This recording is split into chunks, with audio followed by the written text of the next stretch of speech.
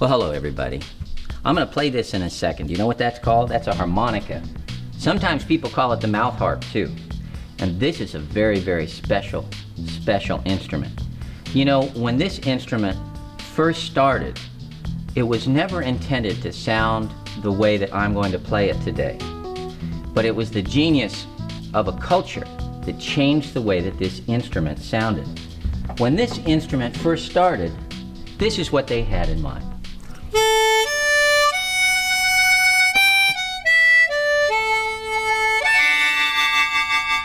Or maybe something like this.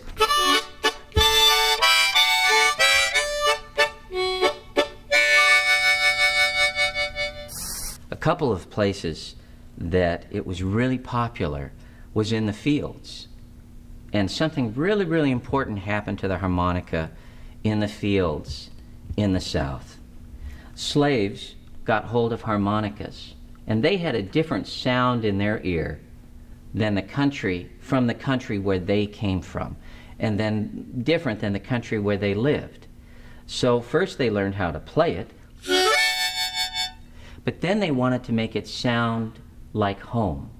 And so they took the instrument and they started playing it completely differently, almost completely backwards, because most of the time when you play the harmonica, you play it blowing out. But they wanted to make the sound blowing in. And they discovered all these new sounds, like this. And then they discovered that they could actually do something called bending a note. If you listen to this, you'll hear a note start high and go low.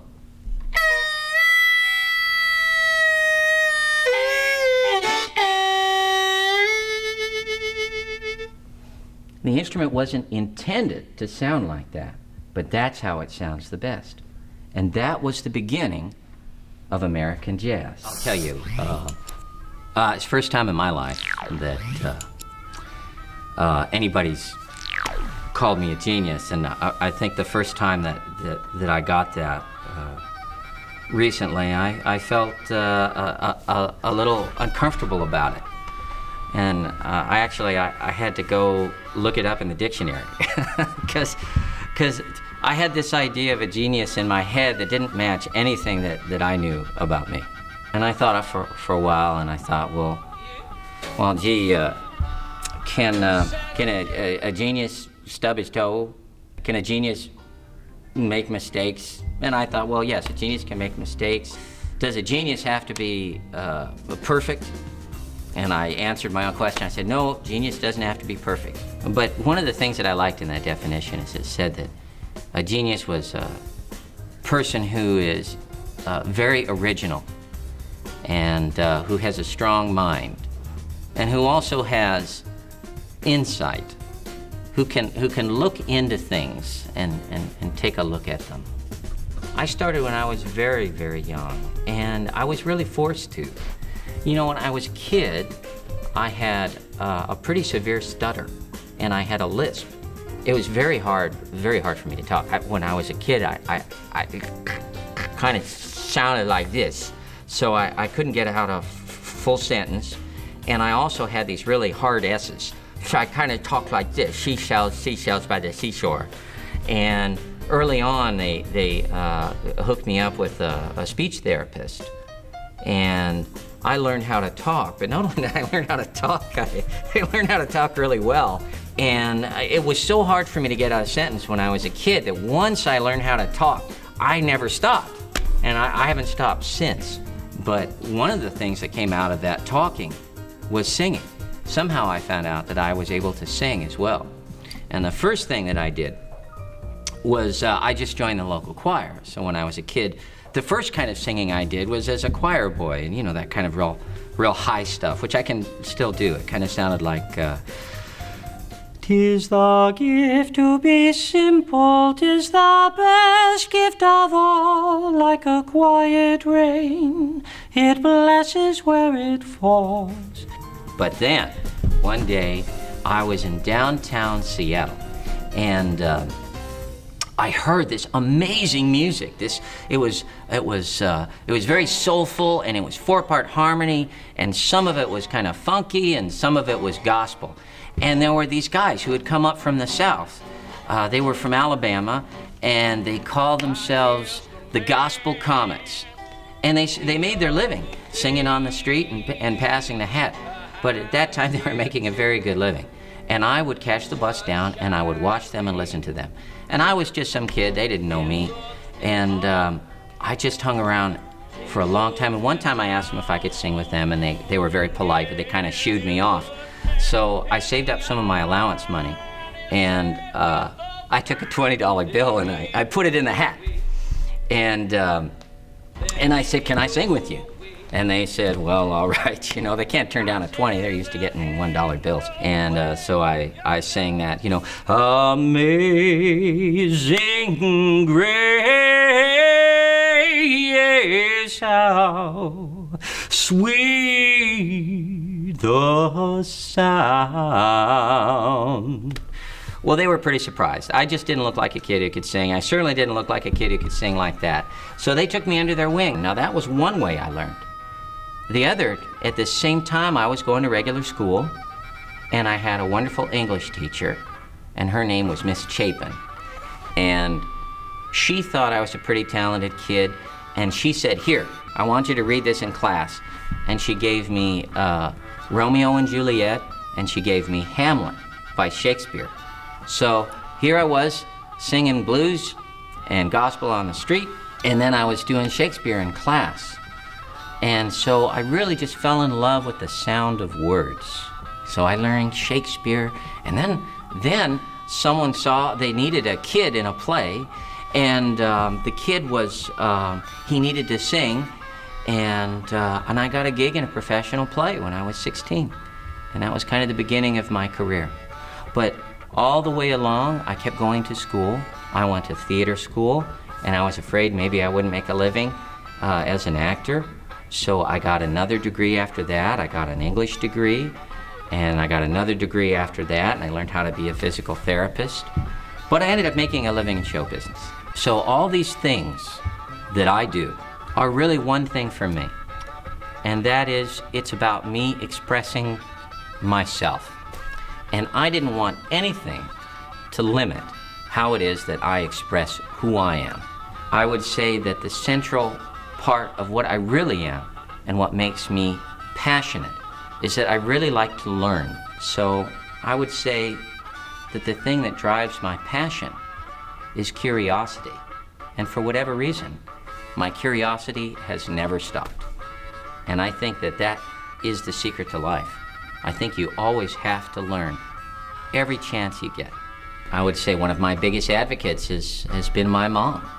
She gets a real kick out of seeing her son perform and have a good time. So she was one of my big advocates. And I will always remember my English teacher, because she really, really encouraged me. And you know, I've got some courage now, but actually I was kind of a scaredy cat when I was a kid. And I needed a lot of encouragement, and I got that. But I've been very fortunate that I've had some good teachers. And I have to tell you, sometimes a good teacher will find you, but sometimes you have to go out and find a good teacher. And if there's something you really, really want to know, you've got to put the time in to find out what it is. And all of a sudden, you get all these ideas. So it doesn't matter what it is you're interested in. It's really, really important that you take the time to go after it and to look at it and to read about it. You know, when you're a kid, all your friends, they always kind of want you, you know, when you're at school, they tell you, be like this. This is what's cool to wear. This is what's cool to act. This is how I should act.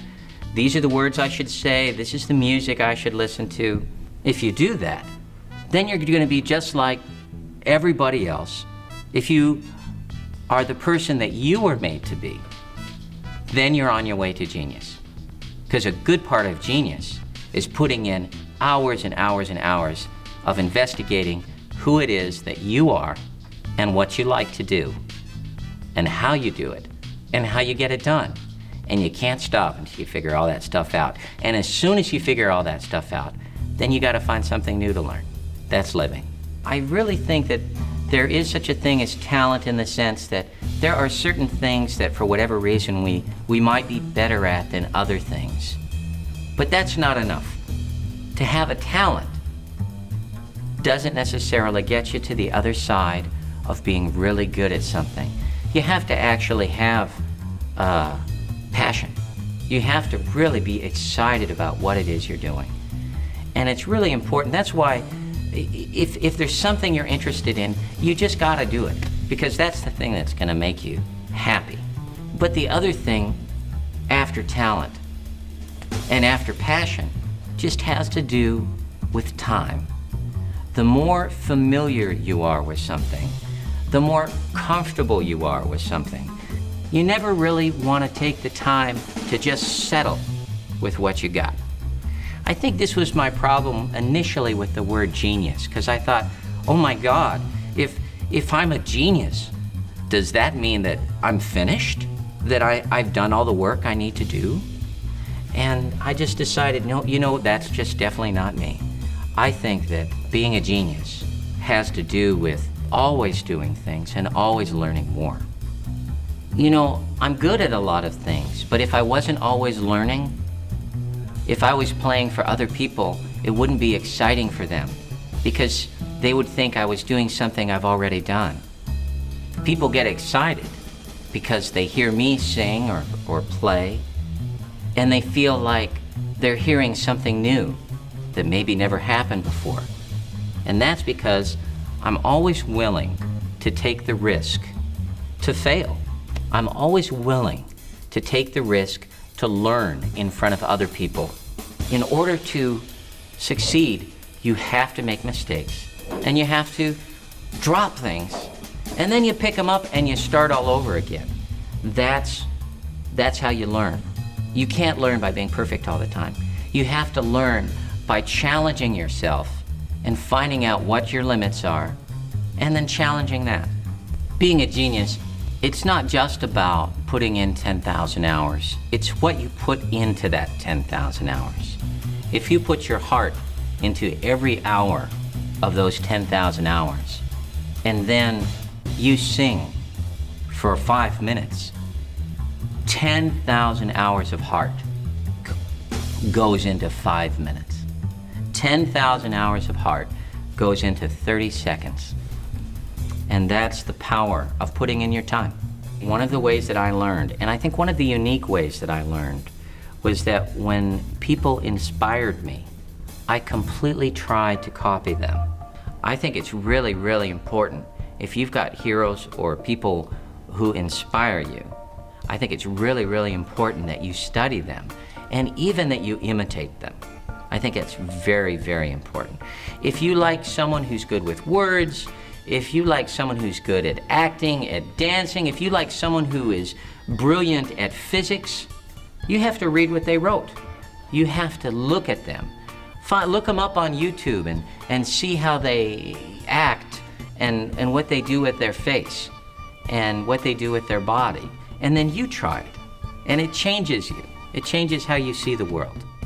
My advice for new learners is that you never stop being a new learner. You know, I'm a new learner right now. I'm learning right now. And I'm never gonna stop. Every day of my life, I want to learn something new, and I want to practice the stuff that I'm good at. I think that part of being a genius is the amount of time you put in, the 10,000 hours. But if you stopped practicing after you did those 10,000 hours, you'd stop being a genius. I think you're a genius every time you pick up a book, every time you try something new, and every time you stop and really practice something that you want to get good at. So I would say that whenever you're practicing and whenever you're learning, that's when you're a genius.